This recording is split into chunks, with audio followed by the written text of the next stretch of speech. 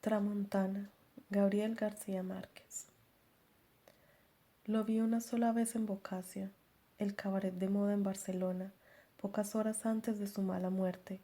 Estaba acosado por una pandilla de jóvenes suecos que trataban de llevárselo a las 2 de la madrugada para terminar la fiesta en Cadaqués. Eran 11 y costaba trabajo distinguirlos, porque los hombres y las mujeres parecían iguales, bellos de caderas estrechas y largas cabelleras doradas. Él no debía ser mayor de 20 años. Tenía la cabeza cubierta de rizos empavonados, el cutis cetrino y terso de los caribes acostumbrados por sus mamás a caminar por la sombra, y una mirada árabe como para trasnochar a las suecas, y tal vez a varios de los suecos. Lo habían sentado en el mostrador como a un muñeco de ventrílocuo, y le cantaban canciones de moda acompañándose con las palmas para convencerlo de que se fuera con ellos. Él, aterrorizado, les explicaba sus motivos. Alguien intervino a gritos para exigir que lo dejaran en paz, y uno de los suecos se le enfrentó muerto de risa. «Es nuestro», gritó. «Nos lo encontramos en el cajón de la basura». Yo había entrado poco antes con un grupo de amigos después del último concierto que dio David Oistrakh en el Palau de la Música, y se me erizó la piel con la incredulidad de los suecos, pues los motivos del chico eran sagrados.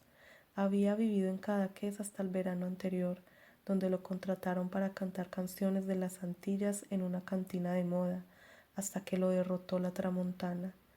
Logró escapar al segundo día con la decisión de no volver nunca, con Tramontana o sin ella, seguro de que si volvía alguna vez lo esperaba la muerte. Era una certidumbre caribe que no podía ser entendida por una banda de nórdicos racionalistas, enardecidos por el verano y por los duros vinos catalanes de aquel tiempo, que sembraban ideas desaforadas en el corazón. Yo lo entendía como a nadie. Cadaqués era uno de los pueblos más bellos de la Costa Brava y también el mejor conservado.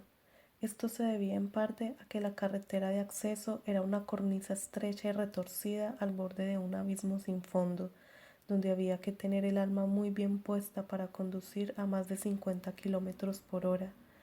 Las casas de siempre eran blancas y bajas, con el estilo tradicional de las aldeas de pescadores del Mediterráneo.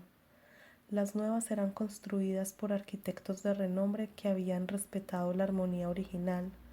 En verano, cuando el calor parecía venir de los desiertos africanos de la acera de enfrente, Cadaqués se convertía en un Babel infernal, con turistas de toda Europa que durante 3 meses les disputaban su paraíso a los nativos y a los forasteros que habían tenido la suerte de comprar una casa a buen precio cuando todavía era posible.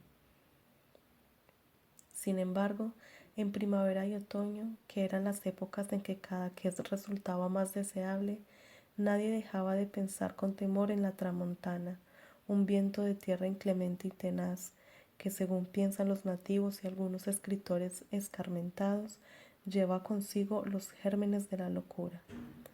Hace unos 15 años yo era uno de sus visitantes asiduos, hasta que se atravesó la Tramontana en nuestras vidas. La sentí antes de que llegara, un domingo a la hora de la siesta, con el presagio inexplicable de que algo iba a pasar.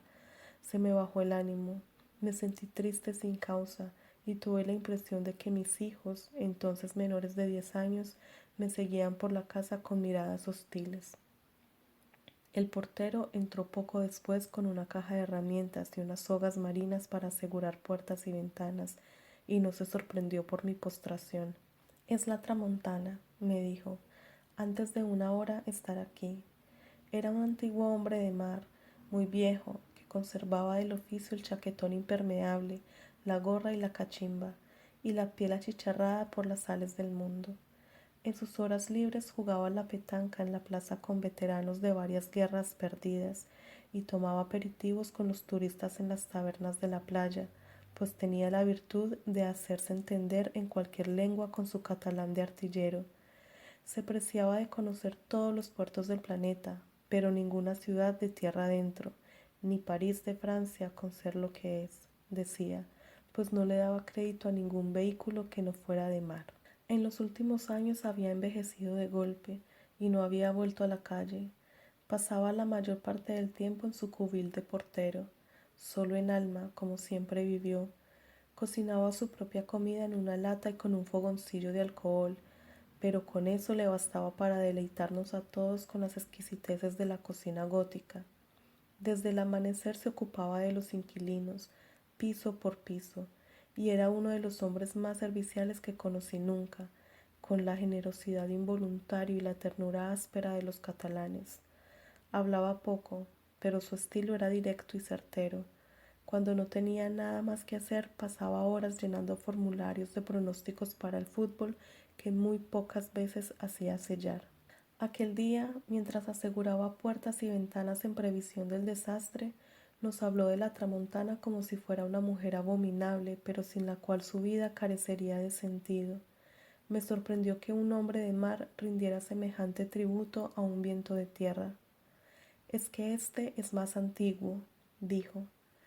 Daba la impresión de que no tenía su año dividido en días y meses, sino en el número de veces que venía la tramontana.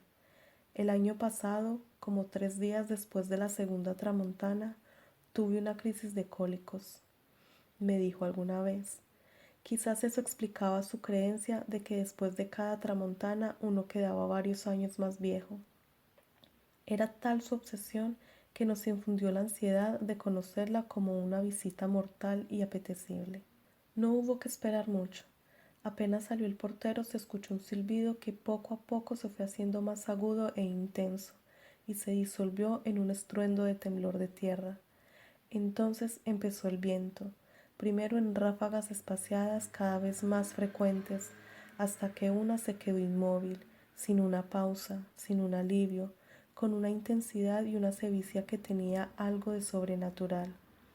Nuestro apartamento, al contrario del usual en el Caribe, estaba de frente a la montaña, debido quizás a ese raro gusto de los catalanes rancios que aman el mar pero sin verlo, de modo que el viento nos daba de frente y amenazaba con reventar las amarras de las ventanas. Lo que más me llamó la atención era que el tiempo seguía siendo de una belleza irrepetible, con un sol de oro y el cielo impávido, tanto que decidí salir a la calle con los niños para ver el estado del mar. Ellos, al fin y al cabo, se habían criado entre los terremotos de México y los huracanes del Caribe, y un viento de más o de menos no nos pareció nada para inquietar a nadie. Pasamos de puntillas por el cubil del portero y lo vimos estático frente a un plato de frijoles con chorizo, contemplando el viento por la ventana. No nos vio salir. Logramos caminar mientras nos mantuvimos al socaire de la casa, pero al salir a la esquina desamparada tuvimos que abrazarnos a un poste para no ser arrastrados por la potencia del viento. Estuvimos así, admirando el mar inmóvil y diáfano en medio del cataclismo, hasta que el portero, ayudado por algunos vecinos, llegó a rescatarnos. Solo entonces nos convencimos de que lo único racional era permanecer encerrados en casa hasta que Dios quisiera, y nadie tenía entonces la menor idea de cuándo lo iba a querer. Al cabo de 2 días teníamos la impresión de que aquel viento pavoroso no era un fenómeno telúrico, sino un agravio personal que alguien estaba haciendo contra uno y solo contra uno. El portero nos visitaba varias veces al día, preocupado por nuestro estado de ánimo, y nos llevaba frutas de la estación y alfajores para los niños. Al almuerzo del martes nos regaló con la pieza maestra de la huerta catalana preparada en su lata de cocina, conejo con caracoles. Fue una fiesta en medio del horror. El miércoles, cuando no sucedió nada más que el viento, fue el día más largo de mi vida, pero debió ser largo como la oscuridad del amanecer, porque después de la medianoche despertamos todos al mismo tiempo, abrumados por un silencio absoluto que solo podía ser el de la muerte. No se movía una hoja de los árboles por el lado de la montaña, de modo que salimos a la calle cuando aún no había luz en el cuarto del portero, y gozamos del cielo de la madrugada con todas sus estrellas encendidas, y del mar fosforescente. A pesar de que eran menos de las 5, muchos turistas gozaban del alivio en las piedras de la playa, y empezaban a aparejar los veleros después de 3 días de penitencia. Al salir no nos había llamado la atención que estuviera a oscuras el cuarto del portero, pero cuando regresamos a casa el aire tenía ya la misma fosforescencia del mar y aún seguía apagado su cubil. Extrañado, toqué 2 veces y en vista de que no respondía, empujé la puerta. Creo que los niños lo vieron primero que yo y soltaron un grito de espanto. El viejo portero, con sus insignias de navegante distinguido prendidas en la solapa de su chaqueta de mar, estaba colgado del cuello en la viga central, balanceándose todavía por el último soplo de la tramontana. En plena convalecencia y con un sentimiento de nostalgia anticipada, nos fuimos del pueblo antes de lo previsto, con la determinación irrevocable de no volver jamás. Los turistas estaban otra vez en la calle y había música en la plaza de los veteranos, que apenas si tenían ánimos para golpear los boliches de la petanca. A través de los cristales polvorientos del bar Maritzm alcanzamos a ver algunos amigos sobrevivientes que empezaban la vida otra vez en la primavera radiante de la tramontana, pero ya todo aquello pertenecía al pasado. Por eso, en la madrugada triste del Boccaccio, nadie entendía como yo el terror de alguien que se negara a volver a Cadaqués porque estaba seguro de morir.